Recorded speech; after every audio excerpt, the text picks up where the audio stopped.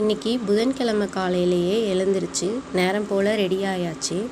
மாலி அமாவாசைங்கிறதுனால சாமிக்கு சாப்பாடெல்லாம் செஞ்சு படையல் போடலாம் அப்படின்னுட்டு சாப்பாடு ரெடி பண்ணிகிட்டு இருந்தேன். சைடில் விளக்கு பாத்திரம் இதெல்லாமும் கழுவி மஞ்சள் குங்குமம்லாம் வச்சு ரெடி பண்ணிகிட்டு இருந்தேன். நான் ஆல்ரெடி சோப்பு செஞ்ச வீடியோ போட்டிருந்தேன். அதை என்னோடய ஃப்ரெண்ட்ஸ் எல்லாருக்குமே நான் கொடுத்துருந்தேன். அந்த சோப்பு பக்கத்தில் இருக்கவங்களுக்கு அவங்க யூஸ் பண்ணிவிட்டு நல்லாயிருக்கு செஞ்சு கொடுக்குன்னு சொன்னதுனால ஒரு 4 பேருக்கு செஞ்சு கொடுக்க ரெடி பண்ணிகிட்டு இருந்தேன்.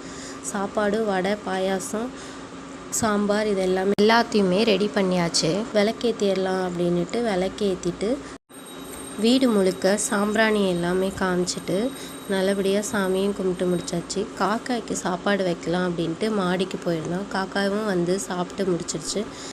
முக்கியமான அமாவாசையில் ஒன்று மாலி அமாவாசை. நெக்ஸ்ட் வீடியோவில் பார்க்கலாம். பாய்.